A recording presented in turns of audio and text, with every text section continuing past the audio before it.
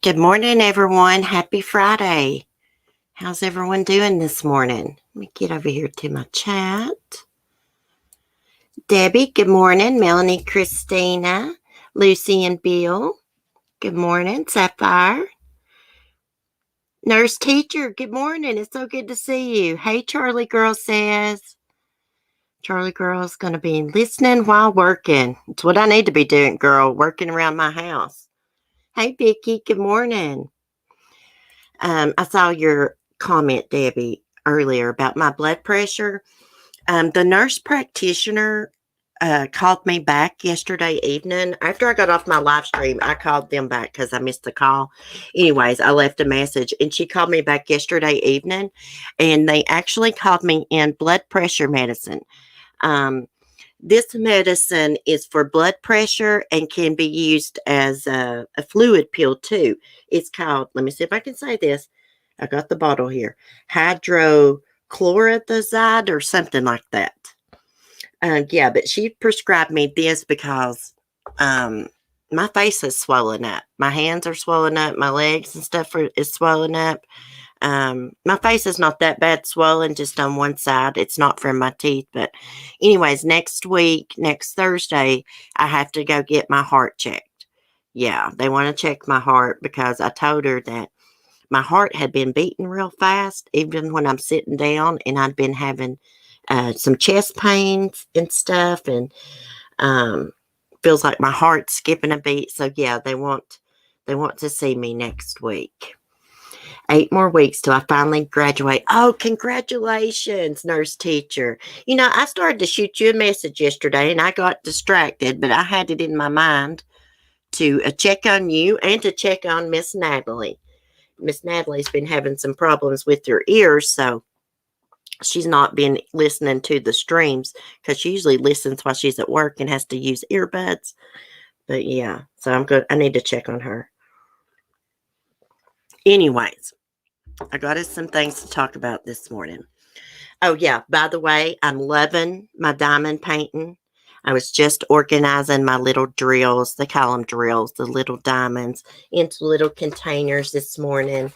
It's looking really, really cool. I can't wait to show y'all, but I don't want to show y'all until I get it completed. I'm going to frame it and hang it in my kitchen because it's a rooster. Hey, Lisa. Yes, get it checked out, dear lady. Oh, I'm going to. Well, I was thinking of you, nurse teacher. I meant to send you a message and I got distracted, but I had it in my mind and I was going to check on Natalie and I was going to check on Haley Turner. Let me make a note of that to send messages. It's pretty bad. I stay busy, guys. I got all these dogs. I got housework. I got farm animals. I got a YouTube channel. I got a son. I just, got a million things going on. So I get it in my mind to do things and then get distracted. But just know, I do wonder about the people that I see in my chat all the time when I've not seen them in a while. I do wonder about y'all. Okay. All right. So this morning, of course, we're going to be talking about the Evelyn Boswell case because today marks a year since they issued the Amber Alert for her. The TBI issued it. Yesterday marked a year since she was reported missing. So we're going to talk about that. We're also going to talk about Madam Perv, Ghislaine Maxwell. We'll do that case first, and we'll talk about that Attorney General for North Dakota first. Then we'll do the Evelyn Boswell case and go through the timeline. And I want to play y'all some videos of Evelyn's monster mother, Megan.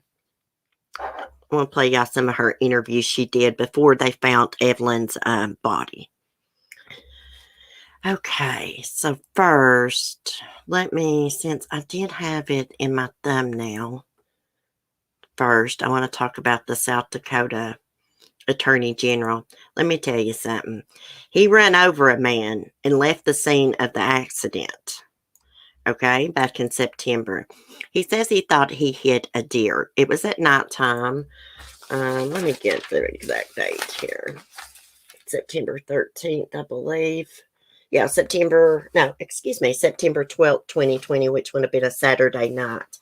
He had left a Republican fundraiser. His name is Jason um, Ravsborg. I think it's called Ravsborg, I think.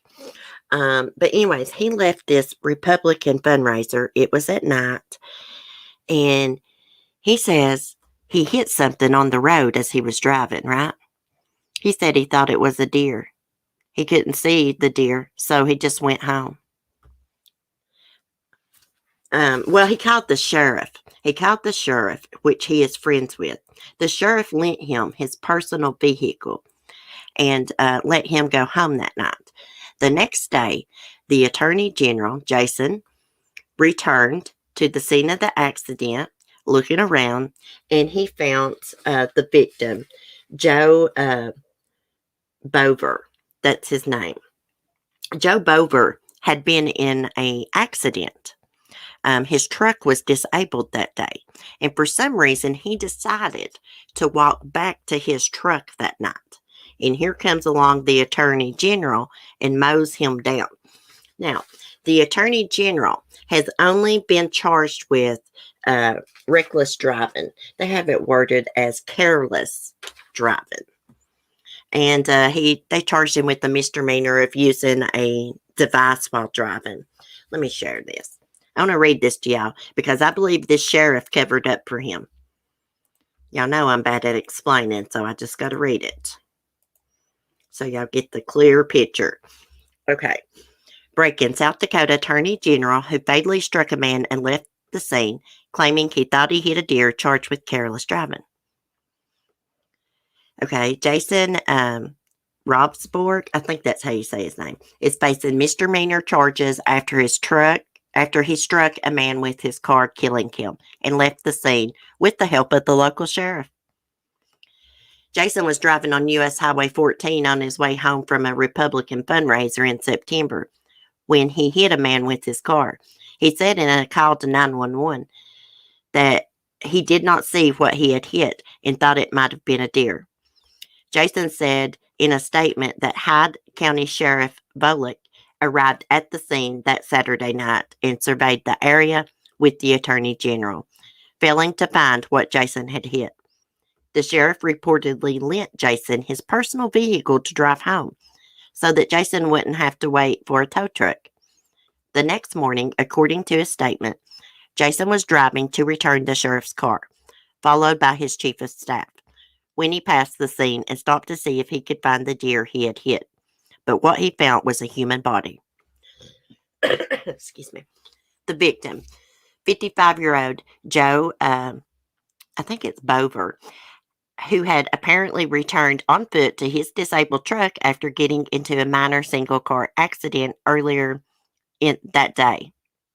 It is unclear why Joe walked back to the scene, as he had previously made plans with his cousin to come back for his truck the next day.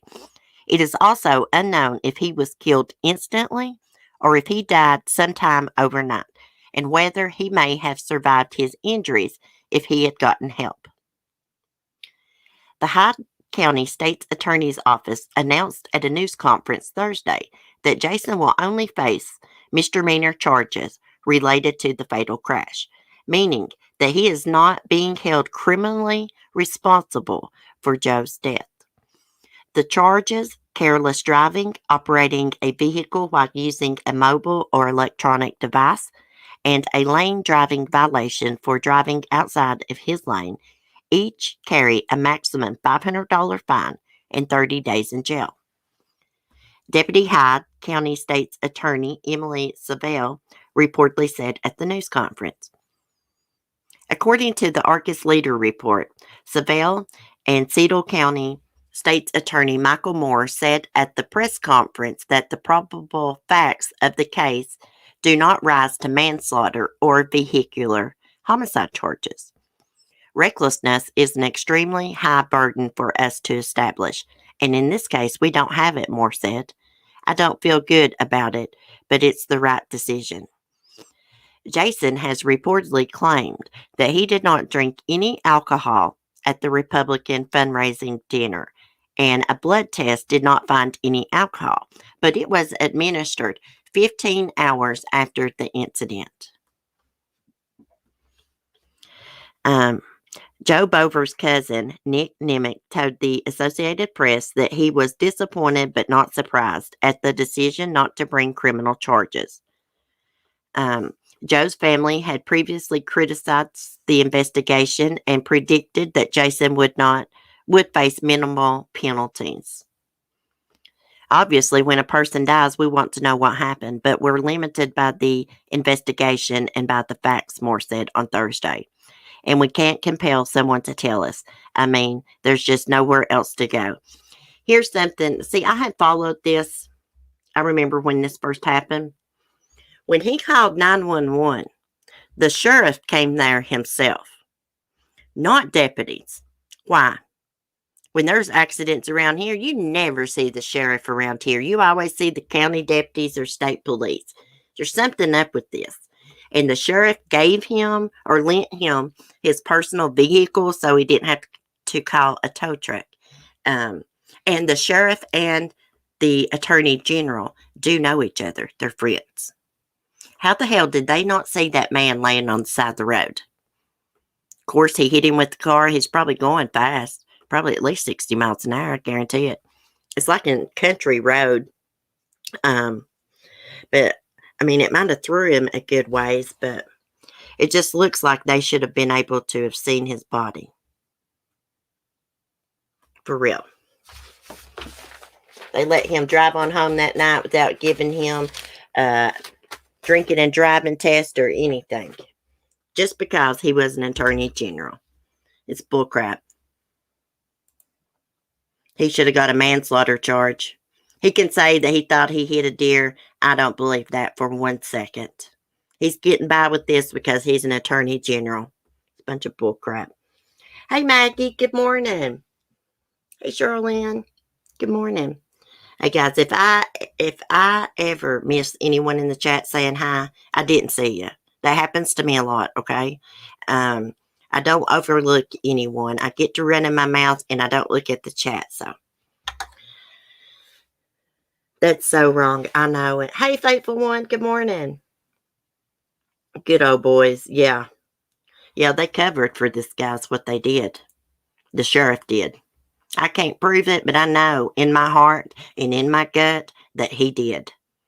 Is it possible they overlooked that body? It was dark. Yeah, but the police got good flashlights and stuff. Anything's possible, but I don't think they overlooked that body. And you know what's sad? They can't even say if that guy was killed instantly or if he may have laid there and died overnight. They don't know if it said something like, they couldn't even say if he had went to the hospital, if he would have lived or not. It's just really, and it's a bunch of bullcrap that these rich and powerful people get by with this crap. If that was anybody else, if that was a normal citizen, our asses would be cuffed and stuffed and they would throw the damn book at us. Facts. Speaking of rich and powerful people, we're going to talk about Madam Perv. I love that name. Crime Online had an article and it said Madam Perv, so I was like, I'm going with that. So I put it in my thumbnail. I don't feel sorry for her. Someone was saying maybe she was a victim when she was young. Sex trafficking, sexual abuse. You know what? There's no excuse for what she done to those other girls, though, in my opinion. A lot of us was abused. We didn't do weirdo stuff. So, okay. So, Madam Perv is saying that she is being abused in the jail. Her water is all gritty. They give her to drink. She's losing her hair. They're abusing her. They're strip searching her. All kinds of crap. Let me read y'all this. Madam Perv, Ghislaine Maxwell, claims she's going wild, abused by guard behind bars. Okay, Ghislaine's lawyer told a judge that Jeffrey Epstein's one-time gal pal and regular pimp is withering to a shell in jail awaiting trial on sex trafficking and perjury charges. You know what? I call that freaking karma. Look at what all those young girls has got to live with in their mind the rest of their lives because of these two weirdos. Okay. Attorney Bobby Sternheim wrote in a letter to U.S. District Court Judge Allison Nathan that Maxwell is served inedible food and was allegedly abused by a jail guard. Let me just check my messages right here. Okay. Um, Miss Maxwell continues to be at the mercy of the revolving group of security officers who are used to guarding hundreds of inmates, but now focus their undivided attention exclusively on one respectful, middle-aged female pretrial detainee. Well, I don't know if she's respectful or not. Sternheim's letter was a response to updates from prosecutors on Maxwell's jail conditions, required by Nathan after the British socialite previously complained. I don't know what that required by Nathan. What does that even mean? Recently, out of view of the security camera, Miss Maxwell was placed in her isolation cell and physically abused during a pat-down search. Sternheim wrote, "How's it feel to be abused, Miss Madam Perv?" When she asked that the cameras be used to capture the occurrence, a guard replied no. When Miss Perv recoiled in pain, and when she said she would report the mistreatment, she was threatened with disciplinary action. After she reported the alleged abuse, the lawyer wrote, the guards forced Miss Perv to clean a shower with the broom. Oh my God, that's such horrible treatment to have to clean a shower, isn't it? Having been incarcerated in de facto solitary confinement for 225 days and monitored by 2 to 6 guards 24 hours a day with a handheld camera dedicated to capturing her every move, except when it would record improper conduct on the part of the guards. It is not surprising that Miss Perv feels that she is detained under the control of the Bureau of Pretrial Punishment, the letter says. She is withering to a shell of her former self, losing weight, losing hair, losing her ability to concentrate, according to Sternheim, who said Miss Perv's food is inedible and she is given grimy water to drink. Sternheim also complained again about being searched and under constant surveillance. Miss Perv's partner in crime, weirdo Jeffrey Epstein, died of an apparent suicide while awaiting trial in 2019. You know what? I don't feel a bit of sympathy or empathy towards this woman, which is very weird for me because I'm like a really sympathetic and empathetic person. But in my mind, what I think is this is karma paying her a visit. I don't feel sorry for her. If they're abusing her, they shouldn't be abusing her, of course. They should follow the rules and treat her like a human. But look at what she has done to all those young girls. She recruited those girls. She groomed those girls. She participated in molesting them in orgies and everything. Now, you get what you put out into this universe, right? And she's getting back her damn karma. She's getting back what she put out. I can't wait till they put her in prison for the rest of her life. Hey, you think they don't search those other prisoners, those other inmates? You think they don't strip search them? Of course they do. Of course. Do you think they don't monitor them 24/7? Of course they do. It's just not her. I don't know what's wrong with these people, her and Lori Vallow, that think they're like holier than thou and they deserve all this special treatment. Of course, I don't think the guard should be abusing or torturing anybody. But if they are, they are, I guess. I don't feel bad for her. I just wish the guards would do their job and not do anything that's illegal, you know. But hey, she's going by. Hey, that ain't our problem. I don't believe they give her grimy water either. I don't believe that. She's just trying to get out of jail, y'all. That's all it is. She's trying to get out. She's probably accusing these guards of abusing her, and they probably ain't even freaking doing it. They know she's like a high profile suspect here. I'm sorry, guys. I just don't feel sympathy for her. It, you hardly ever hear me say stuff like that. I don't feel no sympathy for her. I feel sympathy for her damn victims and Weirdo Epstein's victims. That's what I feel sympathy for. I doubt it's true either, Lisa Irwin. I doubt it's true. The girls she hurt are scarred for life. Lose your hair and become a skeleton, washed up loser. I know it. See, that's what I'm thinking in my mind. Those girls will have to relive that abuse forever. It's going to affect their lives. I know it will. Of course, you can get therapy and you can live a normal life after going through abuse, of course, but you still think about it. You'll still have flashbacks. You'll read something or see something and it will remind you, you know? Hey, Puffed Pluffer. Yeah, I kind of feel bad for what I just said about Ghislaine not having much empathy for her, but damn, look what she done to these girls, you know? I mean, she groomed those girls. Let me tell you what she'd do to them. She would go recruit these girls that were from poor families or had troubled childhoods and stuff. She would buy them things. Then she would ease them into watching porn. Well, she would ease them into her undressing in front of them. Then she'd ease them into watching porn with her. And then she would take them to Epstein so they could have their sick orgies and rape and molest these girls. Now, that's the facts. That's why I don't have no empathy for her. Let her drink toilet water. I know they say innocent until proven guilty. But we're not in the court of law. We're in the court of CC right now. You know?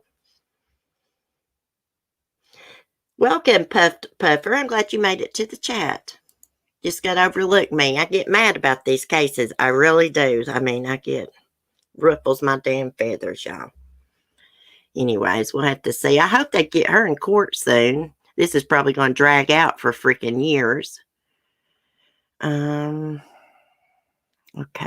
She has been in solitary confinement for a long time, 225 days, but she probably can't be put with the other inmates.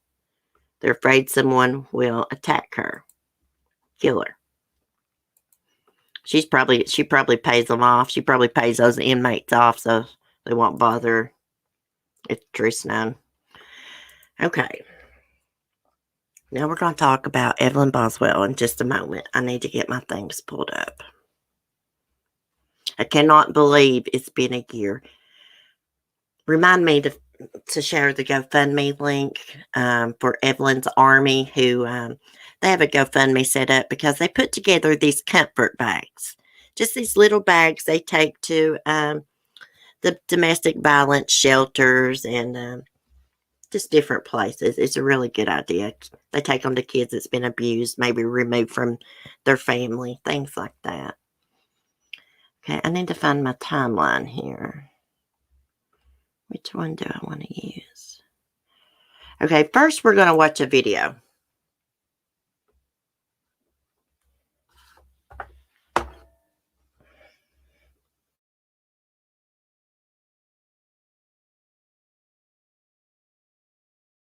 I need to unplug my mic so it wouldn't robot.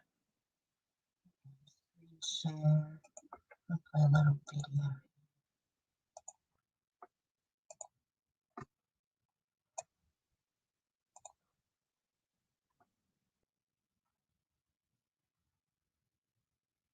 Okay, let's wait till the stinking ad gets down. When I played this morning, there was not an ad on here.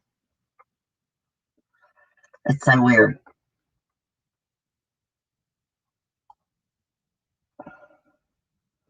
Oh, we don't need a hearing aid, buddy. And it's fantastic. If you have problems. Oh my goodness. They play that same damn commercial every day. All over my damn TV.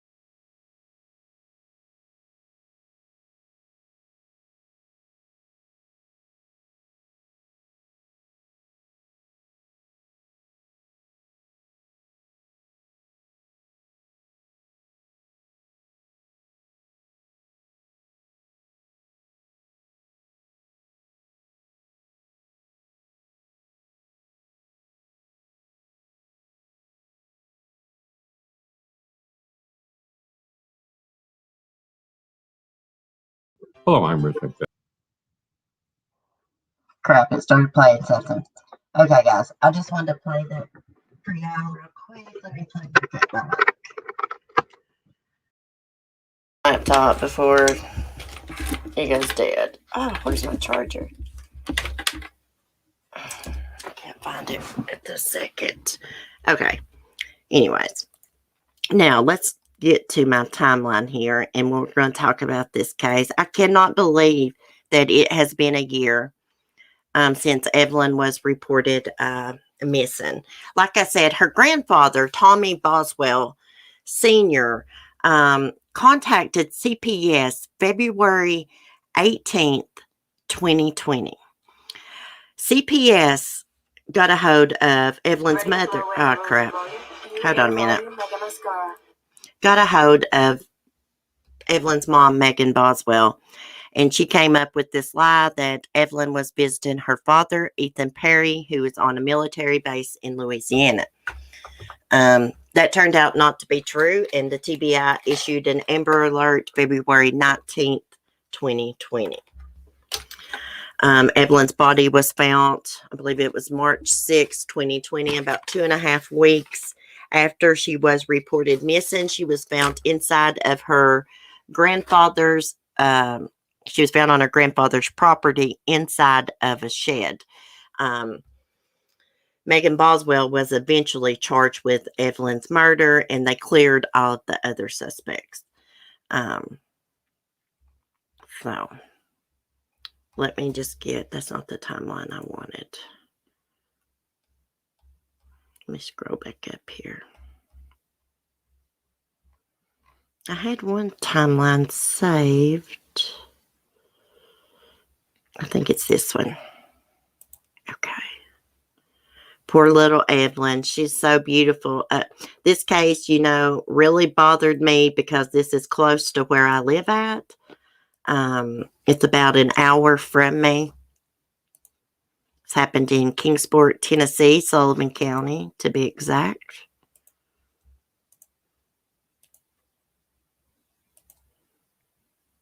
Now, Megan has been charged with murder, and the state is just going to seek life imprisonment. They're not going to go for the death penalty, which I was disappointed. Okay. So, let's look at little Evelyn. She's so cute. And I got a video of Evelyn up on my channel. We'll take a look at that too. So, that's what happened. The disappearance and death of 15-month-old Evelyn Boswell of Sullivan County, Tennessee has captured the attention of many throughout the region and beyond. February 19th, 2020. The Tennessee Bureau of Investigation issued an Amber Alert for 15-month-old Evelyn Boswell on February 19th, after she was reported missing on February 18th. She had not been seen since December 2019, and I believe Sheriff Cassidy came out and said that a babysitter had saw her around like the 1st of December. So there is the Amber Alert they issued and her little pictures. CBS affiliate WJHL reported that Evelyn's grandfather, Tommy Boswell Sr., launched the investigation by calling the Department of Children's Services. On February 20th, 2020, the Tennessee Bureau of Investigation released another photograph of Evelyn, hoping to reach more people.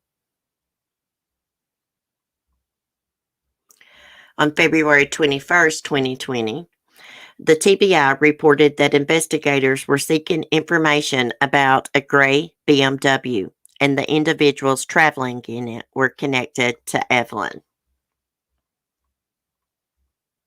There's a picture of the car. Now, the BMW that they were looking for was driven by Evelyn's grandmother, which is Megan's mom, Angela Boswell, and her boyfriend, William McLeod. Now, this car was given to Angela Boswell by Megan Boswell and her boyfriend at the time, Hunter Wood. Why they wanted to give her that car, Megan said, is because she was trying to repair the relationship with her mom because they didn't have a good relationship. But here's the thing. That car, it was in the name of Hunter Wood's mom, Melissa Wood. As soon as the Amber Alert went out, Hunter got his mom to report that car as stolen. Yes. She did not steal that car. That car was given to her by Hunter and Megan in front of Megan Boswell's grandfather, which is Angela Boswell's dad. Okay. So Sheriff Cassidy told the media that his office received conflicting reports about when Evelyn disappeared. He said one report indicated that Evelyn was last seen on December 26th. However, Sheriff Cassidy told media that a babysitter claimed to have seen her on December 10th or 11th, and those days were more accurate. Officials said the child's parents, Megan, Maggie Boswell, and Ethan Perry, were both involved with the investigation. Ethan Perry, the sheriff said, was stationed in the military at a military base in Louisiana. The sheriff said that Megan had full custody of Evelyn.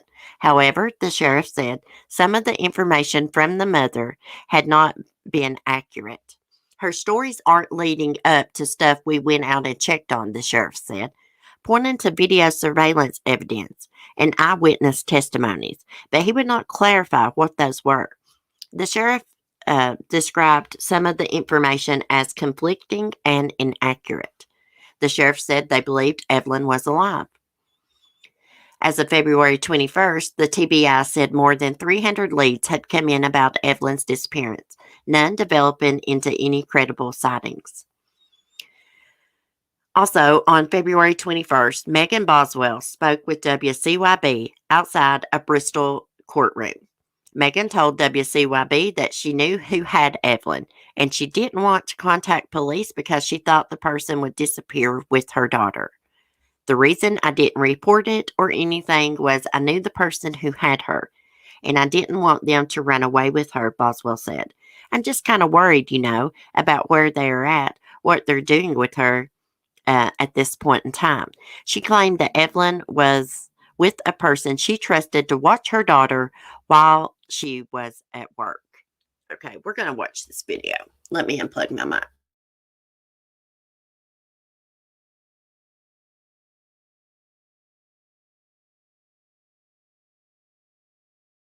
Let me re-screen share because I don't know if I pushed to share the audio. Okay, we're going to watch her. Now, this is just a few days after Evelyn was reported missing. I just want to tell you about like her favorite things and personality wise. I know like looking on TV and just kind of seeing a picture, it's a lot harder to, envision a baby. Like her favorite food is like sweet potatoes. She's really sweet. She loves to give people kisses. Favorite song is Baby Shark. Just like that kind of stuff. Can you tell me what's her favorite toy? She has a little baby shark puppet.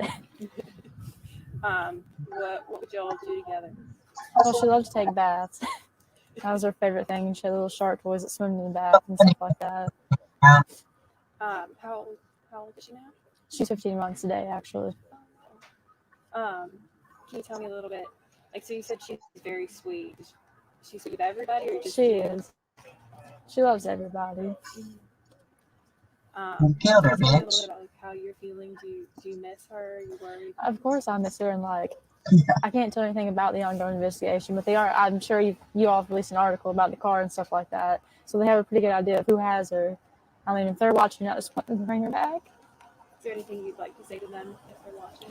I just want her back. That's my child. I'm sorry, I know this must be hard.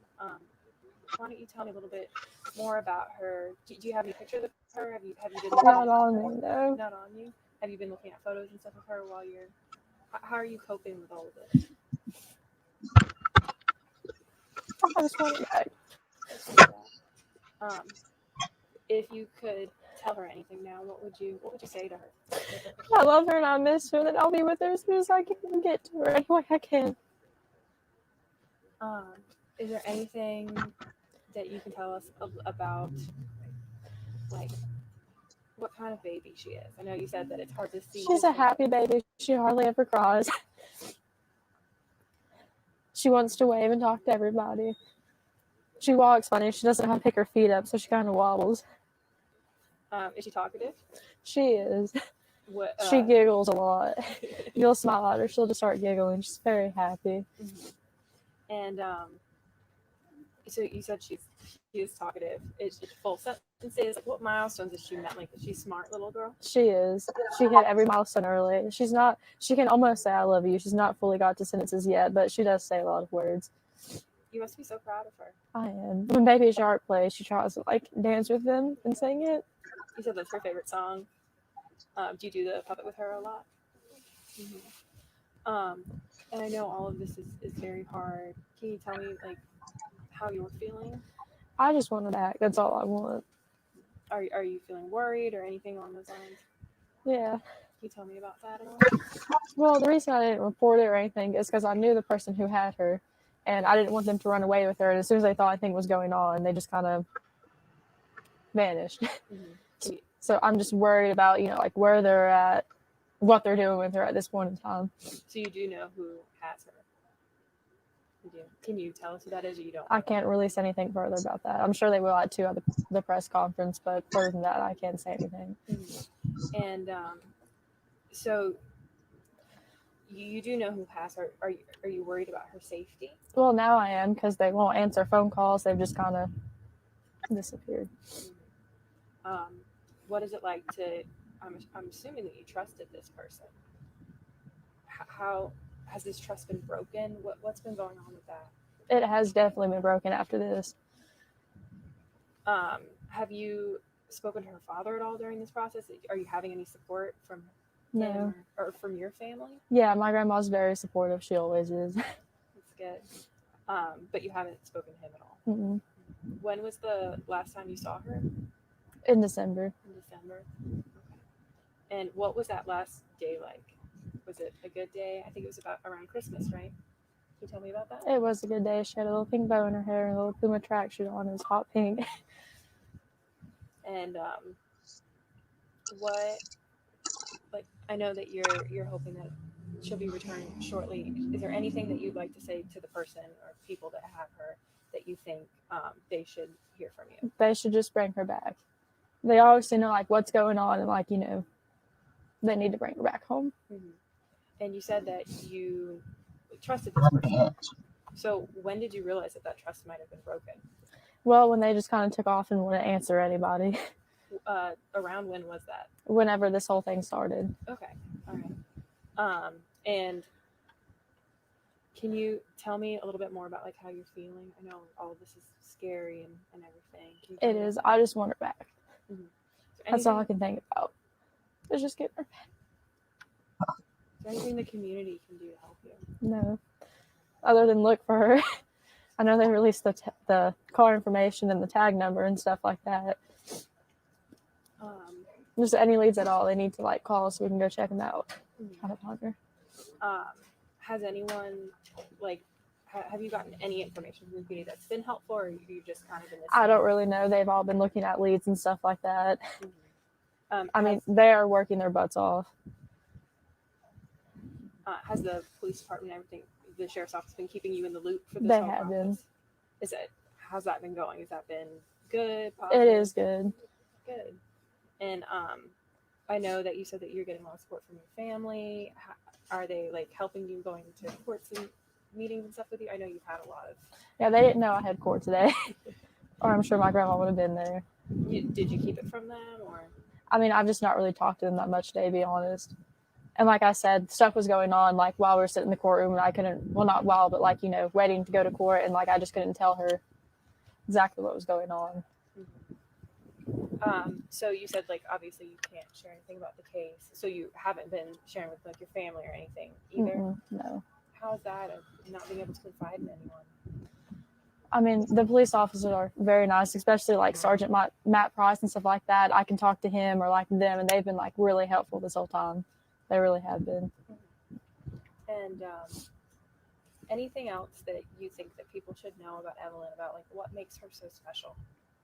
She's just a very sweet baby. A sweet baby. She's got, the little dimples on her face. Do you think she looks like you? No, she definitely looks like her dad, but she does have my eyes. That's good. You have very pretty eyes. Thank you. She's the cutest baby ever. She does not have pretty So eyes. you'll know it's her when you see her. Okay. Okay, let me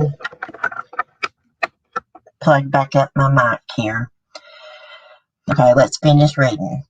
So, on the night, the 21st, several hours after Megan spoke with WCYB, the Tennessee Bureau of Investigation announced that the vehicle wanted in connection to Evelyn had been discovered in Wilkes County, North Carolina. And the reason that they were looking for this vehicle is because Megan told them that Angela, which is Megan's mother, Evelyn's grandmother, had baby Evelyn and would not give her back. Okay. Fox 8 later reported that the two people identified as William McLeod and Angela Boswell were arrested in connection to the vehicle for theft over $2,500. It was revealed that Angela is Megan's mother. On February 22nd, 2020, the Tennessee Bureau of Investigations announced on social media that the search for Evelyn continued. A petition called Evelyn's Law was launched and addressed to the Tennessee State Senate. It asked lawmakers to make a law making it illegal for parents to wait longer than 24 to 72 hours to report a child missing. On February 23rd, 2020, the TBI released a new photograph of Evelyn and said agents and detectives were working around the clock to find her. Then they released a new photo of Evelyn. This is one of my favorite photos of her. Look at her little blue eyes. February 24th, 2020. On the afternoon of February 24th, the TBI released a new video of Evelyn and new information. I do have that video. We'll look at it after I'm done. Okay. Megan Boswell spoke to CBS affiliate WJHL and told them her mother, Angela, had taken Evelyn to Mendota, Virginia. Here's what she said. I told the TBI where to find her in Mendota. My mom took her to a campground in a silver camper, and if they don't go tonight, I'm going to go find her myself because I've told them and they're not really like taking it seriously. And if they don't go tonight, I will go myself and get her. They're not taking me seriously. TBI isn't because I've not fully told them. I've been like, hey, like my mom camped out in Mendota, to go check them out. But I've never been like, hey, specifically, hey, like she's in a silver camper because my mom did threaten me, like, if I told anybody. I'm not going to get into that, but she did, Megan Boswell said, adding that her mother was just going off on her after the Amber Alert was announced. Well, her mother was going off on her after the Amber Alert was announced because she told the police, or Hunter Wood got his mom to report that car stolen. He got freaked out after that Amber Alert went out. She didn't steal that car. Angela is a piece of crap, but she did not steal that car. They gave her that car. Okay, she also told WJHL that she wanted to address rumors about her family. Gypsies are not a cult. They've been asking people if there is like a gypsy ringleader, and we're not like ringleaders. We're not like out there kidnapping babies or anything like that. Well, yeah, and like my dad's very proud of that, but he's just mad about all the rumors going around like trashing them because like we're not a cult. You know what I mean? We're not like nothing like that at all, Boswell said. WJHL reported that the Sullivan County Sheriff's Office scoured a campground in Mendota, Virginia, but found nothing. And I drive right by that campground every time I go to the dentist. It's a rundown campground. It looks like people live there permanently. They're just not like they're visiting camping. They live there permanently, which there's nothing wrong with that at all. It just looks run down. Okay, February 25th, 2020. On February 25th, WJHL reported that Megan told them in a Facebook message that she was pregnant and couldn't take a polygraph test because of it. She was not pregnant, guys. She's just lying, and they never asked her to take a polygraph. Around 4:20 p.m., the TBI reported that more than 500 tips related to Evelyn's disappearance had been reported. At that time, there were no credible sightings.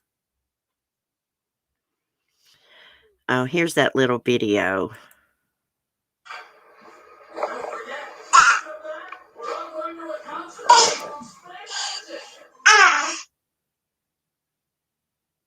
Poor little baby.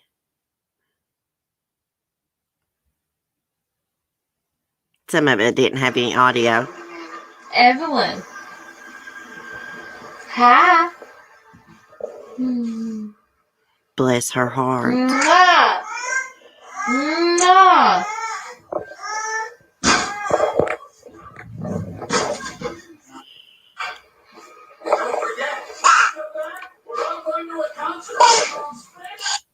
Okay. Look at her. She's so pretty. There were unsubstantiated. I cannot say that word. There were unsubstantiated reports circulating on social media that investigators were going to Mendota to search for Evelyn. The sheriff's office said that that was not true. Captain Andy Seabolt said investigators did ask the U.S. Marshals and the Washington County Sheriff's Office to check campgrounds in Mendota on February 24th, but there has been no further mention of Mendota as of today. That was February 25th, 2020. The response came after the child's mother spent hours in the Sullivan County Sheriff's Office on that Tuesday. As of 9 p.m. that night, she was still at the sheriff's office. WVLT News reporter Robert Grant was there on the scene and spoke with a group of people waiting outside the sheriff's office, ready to confront Megan about Evelyn's disappearance. Grant had been on the scene since about 5 p.m. There it was. Nearly 5 hours after Grant arrived, the TBI announced Megan had been taken into custody and was being charged by the Sullivan County Sheriff's Office with false reporting. Evelyn was still missing. The sheriff's office said Megan's bond was set at $25,000 and she was being held at the Sullivan County Jail. WVLT news reporter Robert Grant went live again after Evelyn Boswell's arrest was announced. On February 26, 2020, the Sullivan County Sheriff's Office held a press conference after the arrest of Evelyn Boswell, and they didn't share much information at all. Investigators said Megan was arrested for false reporting after continuously giving bad information and conflicting reports. What she did is she sent the sheriff's office on a wild goose chase multiple times. Every time we talk to her, her story changes. I'm serious when I say that every single time, said Captain Andrew Seabolt. Just after the conference ended around 1:40 p.m., investigators in Wilkes County received a tip and kicked off a search for Evelyn near a pond in Wilkes County. The pond was located north of Wilkesboro. WVLT News reporters Robert Grant and Justin McDuffie went live shortly after it was revealed that investigators were searching the pond, and they didn't find anything in that pond. Just after 4 p.m., it was reported that the property at the center of the search for Evelyn in Wilkes County, North Carolina, was connected to Boswell through family. Property records show a home near the pond is owned by a family member of William McLeod, the boyfriend of Evelyn's grandmother, Angela Boswell. At around 5:20 p.m., the Wilkes County Sheriff's Office announced that the search for Evelyn in the pond was inconclusive. Investigators used a remote-operated vehicle to search the pond and found nothing. On Wednesday evening, an alleged friend of Megan's spoke with WVLT News and said she believed Megan knew where Evelyn was and who had her. Investigators said Megan repeatedly offered conflicting stories. Later that evening, WVLT News spoke with William McLeod, connected to Megan's mother, Angela, over the phone. McLeod had called a hood bonding in Kingsport, Tennessee, and WVLT news reporter Gwendolyn Dirts, I think it says that, interviewed him through the phone. William McLeod said he had only seen Evelyn one or two times since he began dating Angela Boswell in June 2019. He said he had offered to do a polygraph test and offered his DNA to investigators. As of 10 p.m. on Wednesday night, the Sullivan County Sheriff's Office said there were no updates on Evelyn. Angela Boswell and William McLeod appeared in Bristol court. William McLeod's bond was lowered to $10,000 with a caveat that he wear an ankle monitor if he was released. McLeod's grandmother, Mary McLeod, said her grandson and Angela Boswell came to her home on February 21st. The same day, the two were arrested and asked for gas money. Mary said her grandson's feet were wet. At around 5 p.m., police in Yadkinville, North Carolina, confirmed they were investigating a tip that Evelyn was spotted at a KFC there with her grandmother and William McLeod weeks previously. At around 7 p.m., the Sullivan County Sheriff's Office addressed claims that Megan Boswell was pregnant. Captain Andy Seabolt said, "I cannot confirm or deny her pregnancy. What I can tell you is that the jail medical staff keeps track of pregnant inmates for obvious purposes." On Monday, 2 of the 24 there were 4 pregnant in what? On Monday, 2 of the 24 there were 4 pregnant inmates. On Tuesday, it says there was 225. There were 4 pregnant inmates. I don't know what that means. There was only like a couple pregnant inmates there. Okay. On February 28th, investigators confirmed they were looking into a mobile home in Sullivan County. The man who lived at the home said authorities took something from the scene. The man, identified as Zachary Warfield, said he saw officials digging up soft ground near the home. Now, Megan Boswell used to live in this mobile home. I don't know what became of the evidence they found. They didn't ever say what they found, if anything. But they were seen taking evidence bags out. As of 4 p.m., the Tennessee Bureau of Investigation had received more than 750 tips, but there had been no confirmed sightings of Evelyn. I remember when all this was going down, it was so exhausting following this. March 1st, 2020. The Tennessee Bureau of Investigation said they received 770 tips in relation to Evelyn's disappearance.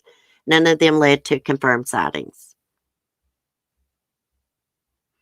March 2nd, 2020.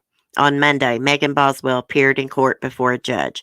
She was charged with false reporting, and the judge denied her request to lower her bond from $25,000 to $10,000. I have all her court dates up on my channel too, all her court appearances. Her next court date was set for May 8th at 9 a.m. The Sullivan County Sheriff's Office asked for the public to stop sharing false information on social media. March 4th, 2020, William McLeod appeared in court. A crew with CBS affiliate WJHL caught him on camera trying to speak with Angela Boswell, Evelyn's grandmother, and he appeared to be blowing kisses to someone. Oh, he was in court. He was blowing her kisses. He was trying to whisper, "I love you" to her. It was freaking sickening. William McLeod was arraigned for theft of property and released. Although a judge denied his bond reduction request, he was required to wear an ankle monitor as a condition of his release. He was set to appear back in court on March 24th, 2020. March 6, 2020. The TBI announced that the remains believed to belong to Evelyn Boswell were found at a property that belonged to a family member of Megan Boswell's. It was Megan's father's property, Tommy Boswell Sr.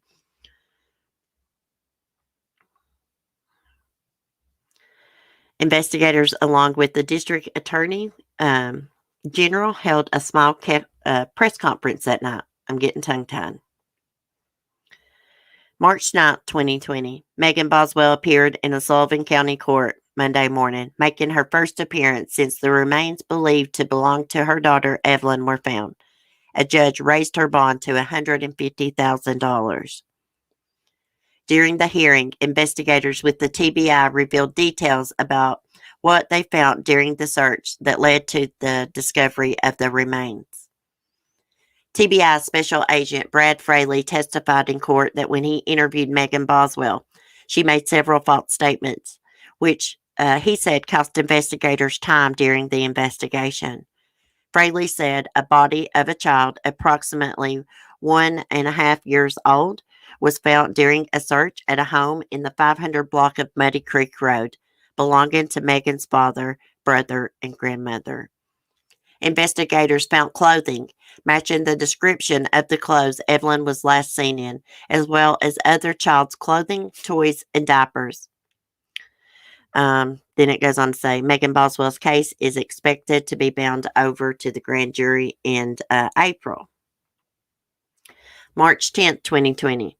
The family of Evelyn's father, Ethan Perry, released a statement saying in part, "Our focus has always been Evelyn, and now on the investigation and bringing all those responsible to justice. We have complete faith and confidence in law enforcement to do just that." March 11th, the TBI confirmed the remains belonged to Evelyn Boswell. That same day, a judge sealed court documents about Evelyn's autopsy. Sullivan County District Attorney General requested the results be sealed. I thought it was necessary because of the publicity the case has garnered and because it's still under investigation. I thought it would maintain the integrity of the investigation. March 12th, 2020. Members of the Boswell family released a statement a day after investigators confirmed Evelyn's remains were found. The statement said, "The immediate Boswell family, excluding Angela Jones Boswell of Evelyn, are in anguish and grief over their loss. It has been very rough and a trying time for everyone. At this point, they do not want to speak publicly in regards to the tragedy. They are still trying to process what has happened. They ask for media and the public to respect their wishes. They need more time to grieve privately." April 27th, 2020. As of April 27th, Megan Boswell had been in jail for 45 days for the false reporting charge. Investigators said they were still waiting to receive autopsy and toxicology results in the case, but the results would not be made public due to a judge's court order to keep them under seal. May 6, 2020. On Wednesday, May 6th, the Sullivan County Sheriff's Office said a person of interest was being investigated in relation to the death of Evelyn. Officials said they still had not received the autopsy results on Evelyn as of that day. May 8th, 2020. Megan appeared in court. Lawyers reviewing the case said they needed more time to review interviews with Megan Boswell before submitting the case to a grand jury. State Prosecutor Teresa Nelson said that there were more than 25 hours of video interviews with Megan Boswell to review before the case could be submitted. I just want to add something real quick before I forget about it. Like the night before they found Evelyn Boswell remains, Megan was staying at a friend's house and she wet the bed that night. She wet the bed because she knew the gig was up. They were getting ready to find Evelyn, and everyone was going to know that she killed her. Okay. May 21st, 2020, officials with the Sullivan County District Attorney's Office confirmed a grand jury indictment. A grand jury indicted Megan Boswell on 11 counts of false reporting charges. Altogether, I think she has 19 counts of false reporting, plus she's charged with murder. Okay, May 27th, Megan appears before a judge and is arraigned on false reporting. A judge decided that Boswell's bond will remain in place and set the next hearing for July 31st at 9 a.m. July 31st, 2020, Megan Boswell appeared before Sullivan County Judge James Goodwin, through video conference Friday morning. Prosecutors wanted to move Boswell's hearing date to a time after August 19th because they said they intended to bring another matter regarding Miss Boswell to the grand jury on August 19th. Megan's hearing was set for August 28th. August 19th, 2020. Wednesday morning, the TBI announced there were new updates in the Evelyn Boswell case with intentions to hold a press conference later that day. At 5:30 p.m., investigators announced that Megan Boswell was indicted on 19 counts, including 2 counts of felony murder. Boswell's hearing was set for August 28th, and she was being held under a $1 million bond. Okay. And then they don't have the latest update. So Megan went back to court in, I believe it was December.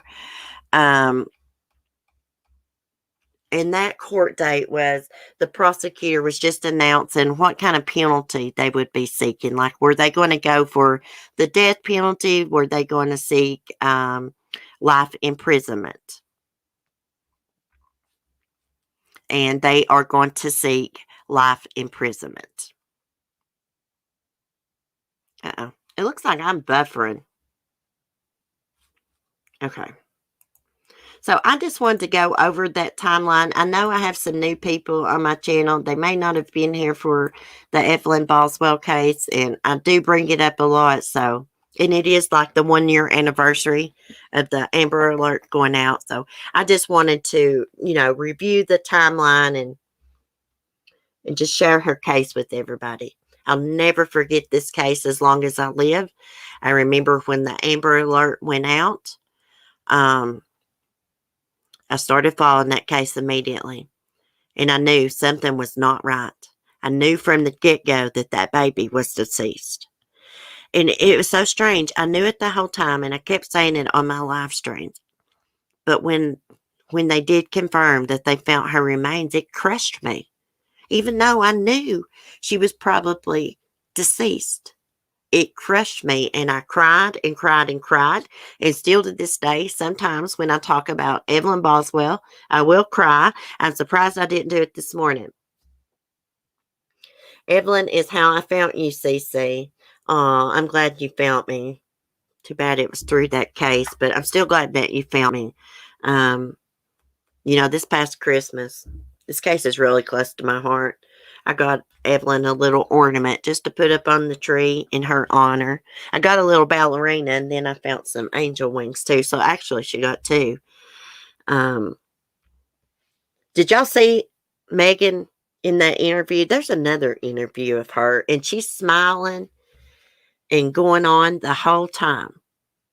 It makes me sick because when she was given those damn interviews, as she stood there lying her ass off, she knew in her own mind Evelyn was dead and where Evelyn was at. I don't know what happened to Evelyn. I don't know if Megan's boyfriend, Hunter Wood, he was her boyfriend at the time, was involved or not. I do think that he knew Evelyn was missing. I think Angela Boswell, the grandmother, knew Evelyn was missing, and that's why they gave her that BMW. Now, Angela's grandfather witnessed Megan and Hunter pulling up in that BMW and giving it to Angela. Hunter even had to pop up the hood and do something to the battery out there at the grandfather's house. And the excuse for giving Angela this car was Megan wanted to repair her relationship with her mom because they didn't get along well, right? But as soon as that Amber Alert went out, that car was reported stolen by Hunter Wood's mother, Melissa. That car was in her name. How in the hell did they give a car to somebody and it ain't even in his name? How the hell did he do that? Oh, thank you, Lisa. Thank you. Colleen. Oh, Colleen, I seen you left a comment on a video the other day, and I went to heart the comment, and it was gone. Google is deleting comments. It's not me. If your comment disappears, it's not at my doing. Hey, Brooks Channel.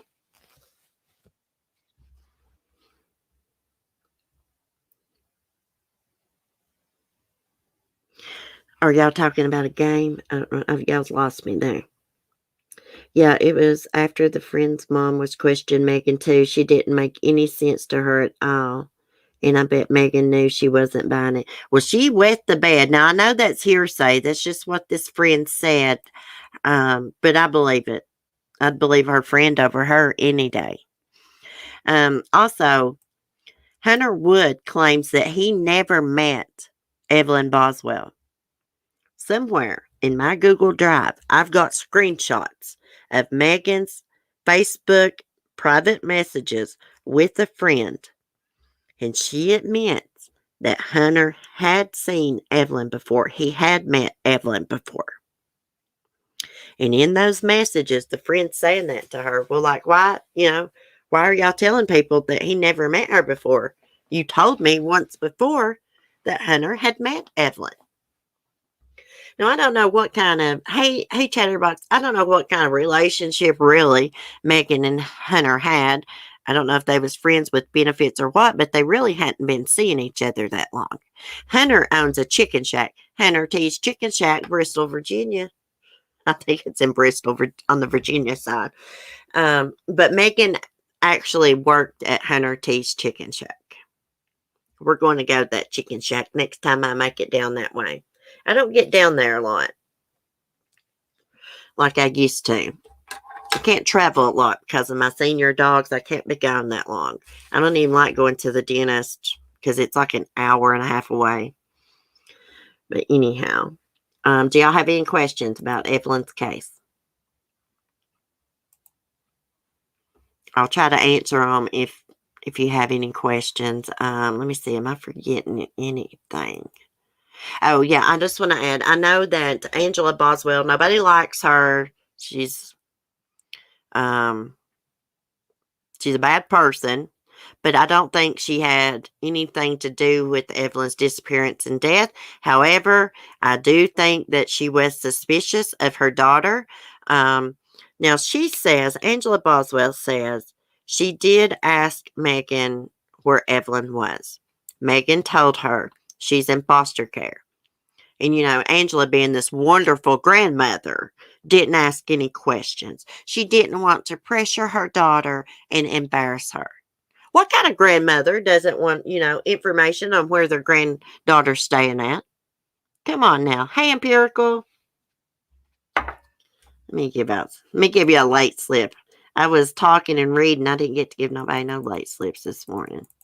And I left doing that. Yuck. I'm going to veto Hunter's Chicken Shack and throw. Oh, you're going to Hunter T's Chicken Shack and throw eggs? I would love to go there. I don't know if I'd want to eat the food or not. Just like Kaylee Anthony's mom. Yeah, Megan Boswell and Casey Anthony are a lot alike. Both their little girls disappeared. Both of them lied to police over and over and over. I mean, you knew if you followed this case back then, the Evelyn Boswell case, when you watched Megan's interviews, you knew she did something with the kid. I mean, your kid, you've not seen your daughter since the early part of December, and you don't do anything about it. Someone has your daughter and won't give her back, and you don't contact police. You just do an interview and say, oh, I'm just wondering what they're doing at this point in time, and laughing and going on. I knew she had done something. Now, they claim that no one else was involved in this. I'm not so sure about that. This is a small place. Sullivan County is small. Well, it's a hell of a lot bigger than where I live, but to people in the big cities, this would be considered a small area. I believe the police were overwhelmed. They'd never had a case like this. Of course, they've had murder cases down there, but they'd never had one make headlines like this. I mean, this was making headlines all over the world. So I do think that they were a little overwhelmed, but they did the best they could do. They didn't have much to work with. And they would have never even known Evelyn was missing if it hadn't been for Tommy Boswell Sr., Megan's dad. Casey Anthony taking cops on a wild goose chase through Disneyland still makes me sick. I won't go there ever. I used to think it was Disneyland too. Somebody told me it was Universal Studios that she claimed to work at. I thought it was Disneyland too, but I reckon it's Universal Studios. Not that it matters, but Sapphire, have a good weekend. Be safe driving, hun. If you're going to pick up your son from school, be safe. Love Hollis. It has been a while. How have you been? Oh my God, it's so good to see you. A person who could harm a child is a danger to all humans. Yeah, something that Megan said in one of her interviews makes me wonder if she was drugging Evelyn. In one of Megan's interviews, she said that she once took Evelyn to see Evelyn's biological father, Ethan Perry, in Texas, and Evelyn slept 24 hours the whole way there. I don't believe it, guys. She's like, I had to make her wake up and eat and stuff. I don't believe that for a second. Yes, kids will go to sleep easily in a car. Hell, I do that. But that baby was not going to sleep for 24 hours straight. I believe she was drugging her. Maybe she was doping her up with Tylenol or Benadryl or something. CC, have you noticed Dr. Oz YouTube channel that they have a new episode on John Benet Ramsey? It's 37-minute episode. Someone told me it had her brother on it and claims new DNA. I haven't watched that. Thanks for telling me. I'll have to go over to Dr. Oz's channel. I am subscribed to that channel. Now, they did do another documentary. I think it's on Discovery Plus, and her half-brother is in it. They interview him, and he says that he's hoping that, the DNA, the new technology can help identify the killer. I'm going to have to check it out and watch the whole thing. I've been fine, thank you. Hope you've been well yourself. Well, I've been good. I've been having some problems with my blood pressure, but I finally got some medicine. My blood pressure has been it's been high. It's been high. It's been off the charts. I think it's been off the charts. 153, the top number, 109, the bottom number. It's been higher than that before. But I'll be fine. I just started my blood pressure /fluid pill this morning. I still think Zanny the nanny killed Kaylee. I think Zanny the nanny was actually Xanax Lisa Irwin. It had to have been. Because that boyfriend that Casey was seeing at the time of Kaylee's disappearance said that they called Xanaxes Xannies. A lot of people do on the street. One Xanax could have killed Kaylee and her little girl. You would probably, in my opinion, I'm not a medical professional. Anyways, I hear Mark pulling in.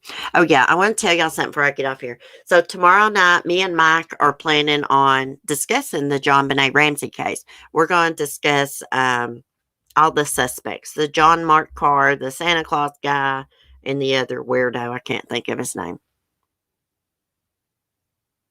Oh, thank you, Love Hollis. I'm so glad to see you. I hope you come back in. Casey drugged her child so she could go party. That idiot. She is a stupid chick. Yes, she is. And now, you know what? She is going to have her own private investigating company. Hey, lady, ain't nobody wants you investigating crap, you weirdo. For real. Gary Olivia. Okay, is that his name? I need to write that down real quick. Okay, I'll be to eat in a minute. Martin brought me catfish dinner. He just pulled in. Yeah, I'm going to look up all those names so that, and make me some notes. I'm going to let you do most of the talking, Mike, because you know about these weirdos. You know more about them than I do. I still think it's Patsy. I think Patsy covered. Oh, we're going to debunk all these suspects. A lot of people think John Mark Carr might be responsible for it. We're going to debunk all that. We're going to try to at least. Mike's going to debunk and I'm not. I'm going to help a little bit. Anyways, I was seeing what Mark was doing. He's petting Smokey at the door. Ha ha, they are weird. Hey, they are. They really are weirdos. Well, guys, I'm going to get off here. I hope y'all enjoyed the stream. I know I didn't get to chat with y'all a lot because I was reading that daggone timeline, but I just thought it was important to do a stream about her today. Share the timeline. Because, like, people like Mike, I don't think Mike followed that case. I don't think he's familiar with it. So, by doing this stream, he can know about it now. Y'all know what I mean. Oh, man, I missed it. I'm going to have to watch from the beginning. I'll catch you next time. Have a good day. Alicia, we'll be live tomorrow night, probably around 8 or 8:15. Oh, I was going to give you a late slip before I get off here. Hold on, boo-boo. I'm coming in a minute. Smokey's summoning me. Okay. Anyways, guys, thanks for your support. Thanks for chatting with me. Channel members, I may try to do a stream Sunday morning for y'all. I'm going to try my best. If not, we will do something this coming Wednesday night. If not, we'll do something. We're going to have to do a craft one night. We're going to have a stream where we just diamond paint and craft and shoot the breeze. Anyways, I love y'all. Be safe, be kind, and peace.